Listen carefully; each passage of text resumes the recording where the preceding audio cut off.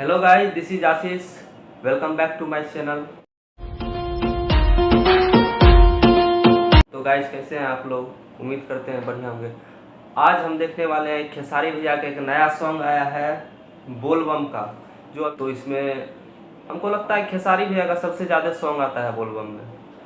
तो बिना किसी देरी के देखते हैं, बाकी के वादे बाद में।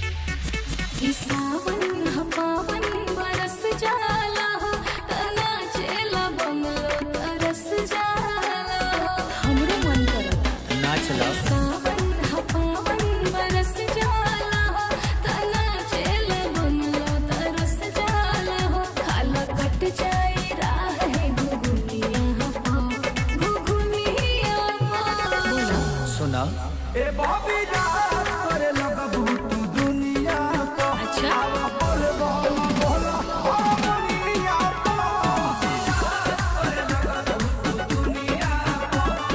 बोल बोल बोल दुनिया को। जैसे जैसे बोल बोल जैसे जैसे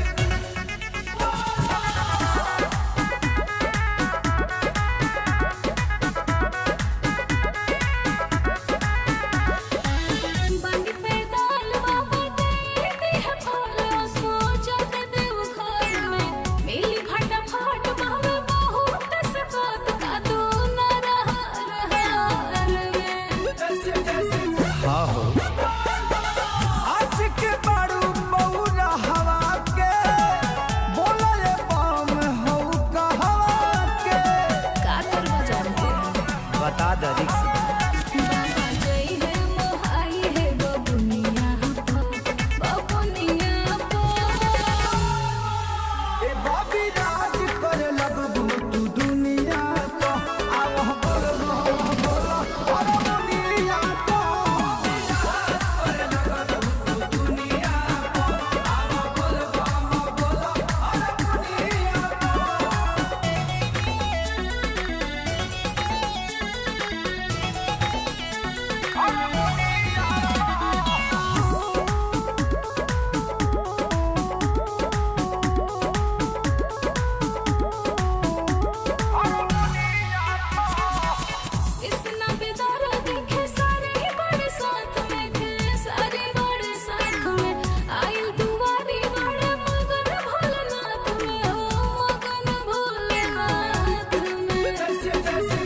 मगन नहीं कर। अच्छा भइललु भेसवा कमरिया के पैदल चलेलु छोड़ गड़िया के।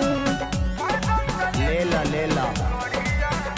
ए बानी गंगा पनिया बहंगिया बहंगिया देखी हो चल ना गिरे। ए बाबे रात करे लगबू तू दुनिया को। आवा बोले बहम बोला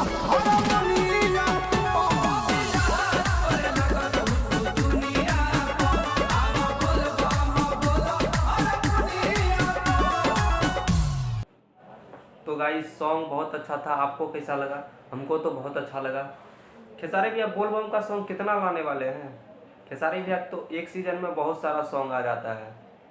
भोजपुरी इंडस्ट्री में लगता है हमको सबसे ज़्यादा गाना गाने वाला खेसारी भैया ही है ना। उसके बाद पवन सर हैं, उसके बाद और भी सिंगर हैं। तो आपको कैसा लगा वीडियो? हमको तो बहुत अच्छा लगा। अगर आप इसी तरह के वीडियो और देखना चाहते हैं, हमारे चैनल को सब्सक्राइब करें, बेल आइकन दबाएं, लाइक करें, कमेंट करें। आपकी जो भी डिमांड है हम धीरे धीरे पूरे करने की कोशिश कर रहे हैं। धीरे धीरे सबकी डिमांडें पूरी होगी। तो मिलते हैं अगले वीडियो में। तब तक के लिए जय हिंद।